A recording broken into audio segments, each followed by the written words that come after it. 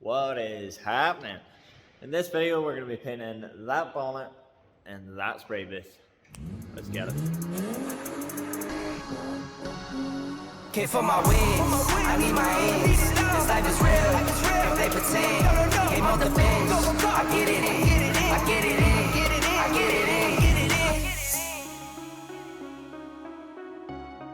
in. So I figured the best way of showing you guys how it performs is to just paint something, and I may as well, whilst I'm at it, take you guys through the whole repair process of this bonnet.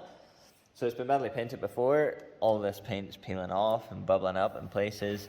So I think what I might do is put the GoPro head mount on and voice over just the repair process and the painting process and stuff like that.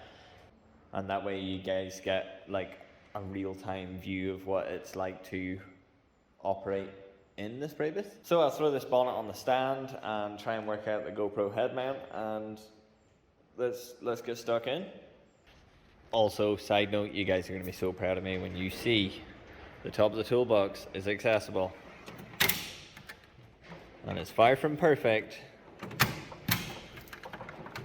but we have some sort of organization in the garage again. I've still got to tidy up this stuff and put some shelves up and stuff, but yeah, the reason why it's taken me so long to get the spray booth videos out is because I've just been busy doing so many other different cars and setting up and finding tools, and I even organized all the trolleys, the polishing trolleys set up, all the buffers and mini polishers and stuff are in it. The sanding trolley, I still need to put the rest of the sandpaper into it, but it's not just full of random tools, it's actually got stuff to do with bodywork in it, and it's all looking good. I've got some rubbish to take away and some brushing to be done and pressure washing, but the garage is sick.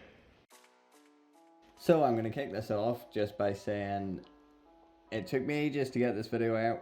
I've done so many more jobs since the part 1 of the spray booth review, and yeah, long story short, I've got so many videos recorded and I have just been procrastinating on this one. Sitting doing a 25-minute voiceover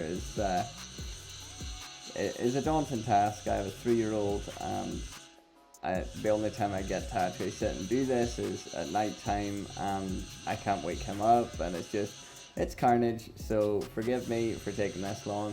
I did also want to get a couple more jobs through the booth, so I knew everything I'm telling you guys isn't just from painting one thing in it. So yeah, start off with the repair of this. I've cut out quite a lot of it because I am assuming that you guys are mainly here for the actual painting and booth review, let's face it. But this bonnet it's a good friend of mine's car. Whoever had repaired it before it was actually filler, had peeled up. I'm not sure whether you guys could see that from the time lapse, but everywhere that they'd filled it, either the filler had bubbled off or peeled off or something had gone weird with it. Ideally, I would have stripped this bonnet down to bare metal, etched it, primed it, fixed all the damage with the puller and stuff like that, but it's a Mark IV Golf bonnet. I'm painting it for £150 for a good friend. It didn't warrant the amount of work that would have taken.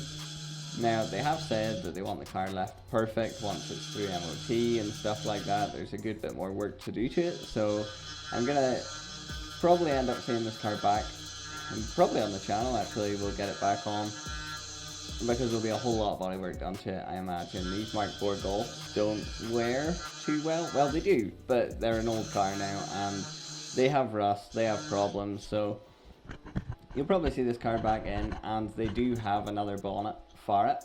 So this is just to tidy it up in the meantime so she can drive it and get it through MOT and enjoy it for a little bit before they turn it into a project. So I've skipped out a whole lot of the filler stage there. I don't want to spend too long on the prep work on a paint booth review.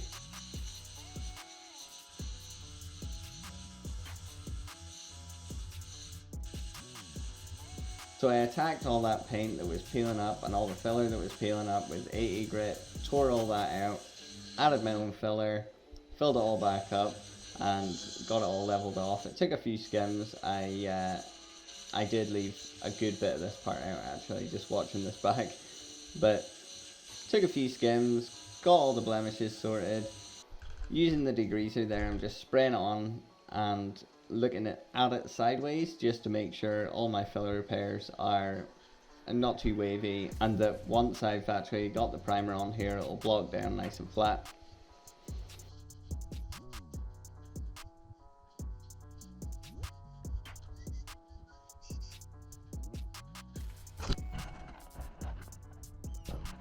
I'm using the soft edge. It's a trick that I've done for ages. I to be honest, I don't think I've ever seen anybody else do it. It's really handy. If you put big thick soft edge, and then when you're priming, you prime from the outside in, so you're never actually button up against that soft edge.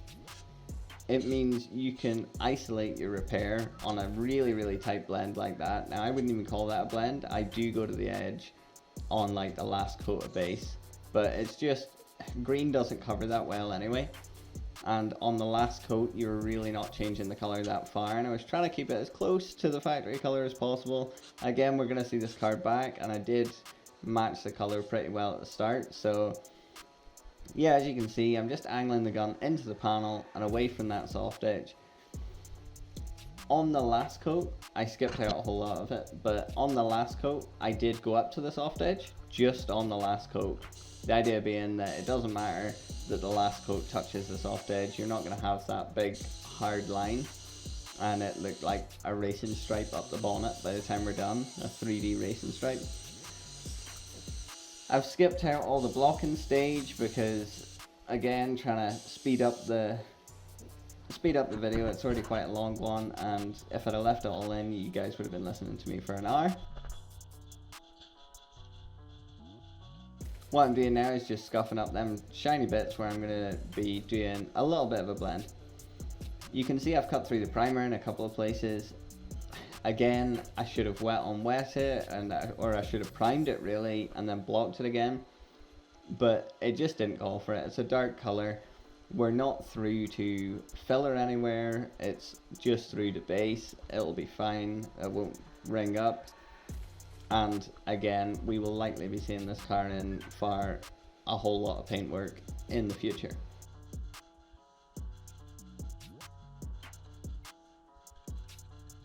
I sort of chose this bonnet because it's a dark colour. You're going to see any nibs that I get in it, and I can put it tight against the front of the booth as you see and get loads of light on it because I still haven't got the lighting situation in the booth worked out.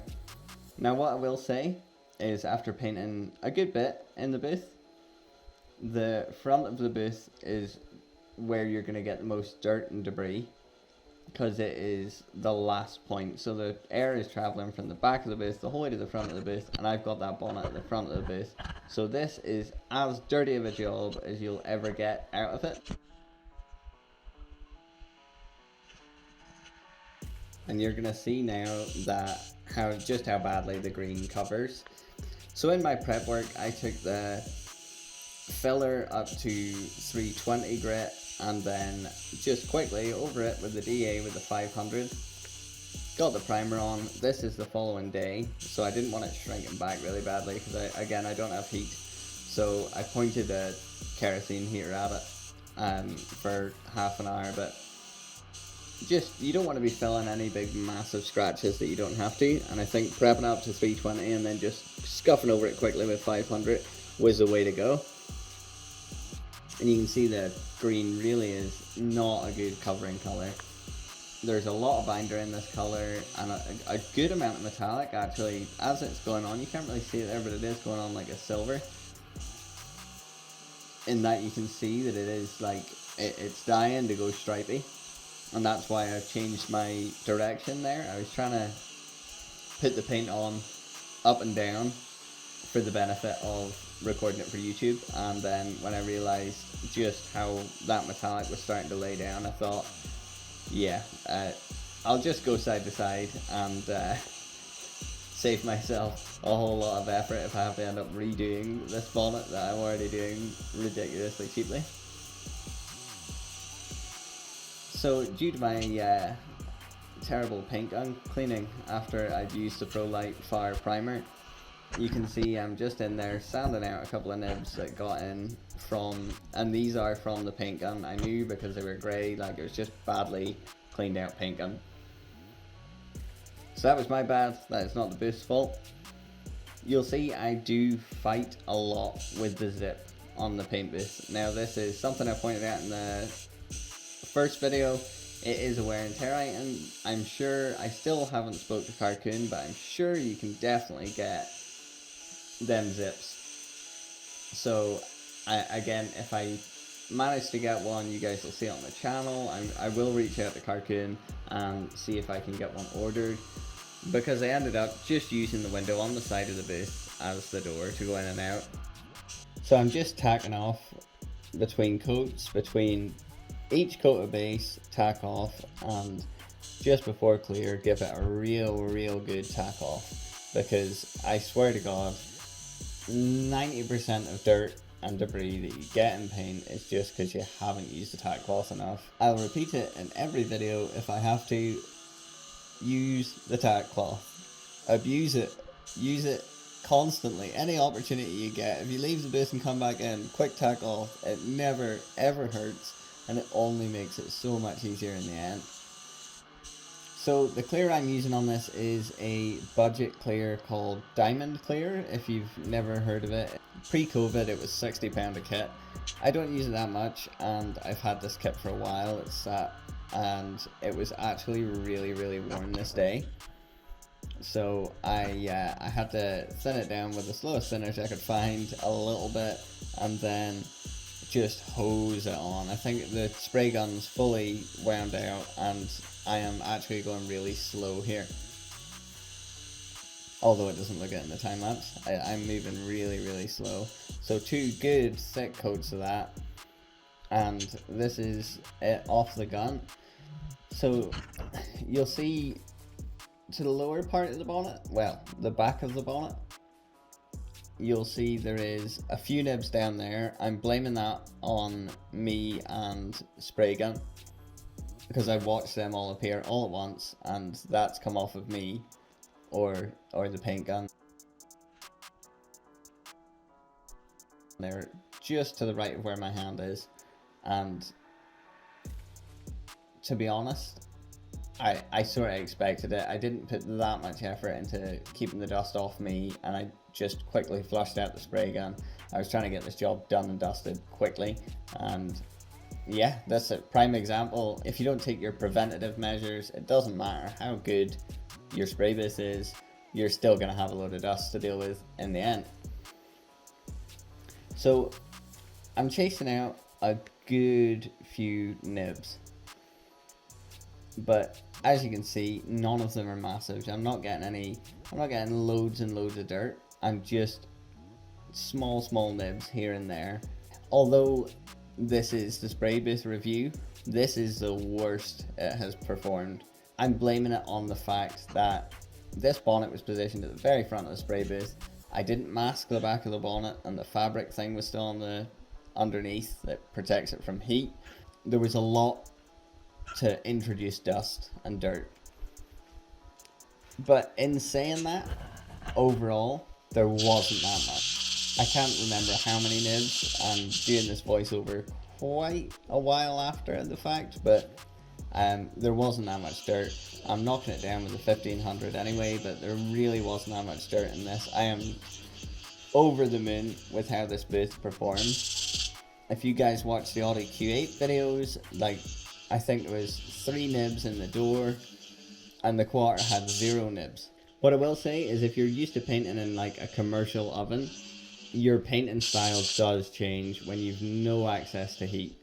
Luckily, you've got that much extraction. Your base coat is flashing off really fast. There's a lot of airflow in the booth, and the overspray does clear surprisingly quickly. For the size of the fan that's actually blowing into the booth, it clears the overspray stat. But if you are working in a body shop during the day, and this is something you're buying just for, you know, your own projects at the weekend and stuff, just make sure you're going into it with a completely open mind that you are gonna be changing the way you paint cars. It's all muscle memory, and you've got to create new muscle memory for the task at hand. Luckily, I was pre-warned that it is a completely different environment. You are getting a safe environment, but it is not like a normal booth. It's not like a normal booth to paint in. After a couple of jobs, playing about with it a little bit, getting used to it, thinning your clears differently, maybe preheating your clears, you know, you're gonna get the same results. Just don't expect to hop into this thing and throw down like you do in a normal oven, because that is not happening. Heat wise, once you've actually got the panel painted, it is really easy to heat that room. If you're painting like this bonnet, I just dragged the heater in there, turned it on, and it got really hot in there in a few minutes. It would be too warm to be painting in after a couple of minutes with the heater in. But compared to an open workshop, definitely worth every penny as far as I'm concerned. If I'd have bought this brand new, I would be more than happy with the purchase. And again, this is not a sponsor. I haven't spoke to Carcoon about this thing. I've literally just got it, honest review, worth every penny. Fantastic bit of kit. Getting back to actually what I'm doing in the video here, I've gone over the whole thing with 1500, taking the top off the orange peel like I did in the orange peel video on the Q8, hit it with 3000, and now it's just 3M fast cut and the 3M, I think it's the 3M compound head. Yeah, it is the green 3M compound head. And that diamond clear, it does not go on very well. You're fighting with it quite a lot anytime I use it anyway. It doesn't go on the very best, but it polishes up really easy. So like, it cuts and polishes so fast that for trade jobs or cheap jobs, definitely would recommend diamond clear as well.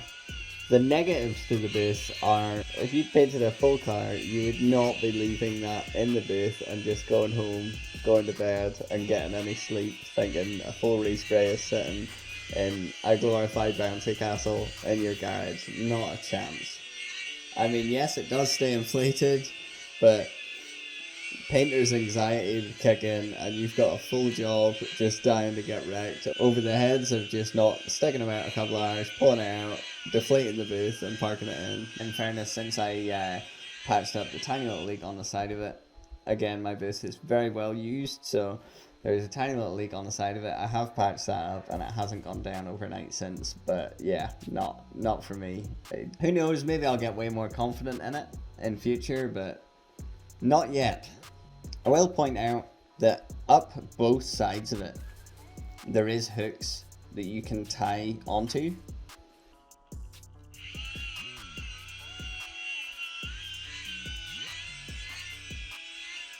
So I might put ropes to the walls, well, to the RSJs of the garage, and just use the quick release hooks and just put ropes from the RSJs with them little quick releases on them and hook them through these rings the whole way up it. At least that is guaranteed. It's gonna leave it that it can't fall onto the sides of whatever you've got in it.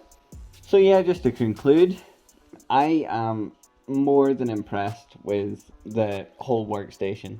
It has been great. The tiny little problems that I have with it are either because this has been very well used or because there's only so much that they can integrate into an inflatable spray booth. But for the money that you're spending on one of these things, it is well worth it. If you're going to be pumping out even a few jobs a week when you're out of work or over a weekend, you're working from home trying to build up some money, you can't smell the paint outside that booth at all. I was in the workshop with the door down. It is pumping out a serious amount of air and you cannot smell it at all. The filters on it are fantastic. The airflow is great, that you're not standing in there huffing a load of overspray. The mask I have is just a half face 3M mask, and I think actually in one of them coats I'd forgot to put it on, and that just shows how quickly it's clearing the overspray, because if you forget to put your mask on when you're painting in the garage, you would know all about it. Like, it would be choking you. Whereas there is hope maybe in the clear that I forgot all about putting the mask on, and it just obviously in the heat of the moment, fighting with the door and stuff, I've gone in and I didn't even notice. So that goes to show, although I wouldn't suggest doing that in any way, shape or form, PPE is there for a reason. It just shows that this booth is actually really safe to use. So yeah, Carcoon, get a big thumbs up from me for the workstation. It is so sick. I would suggest getting one, even if you are doing a few jobs a year that are just really important to you. It is the way to go. It is incredible. For the money that you pay for it, they are incredible. And as you can see, this is the finished product. Yeah, I'm happy. I hope this review has helped. The next video is going to be a sick video. We are rescuing my abandoned E36. So like, comment, subscribe, and I will catch you guys in the next one.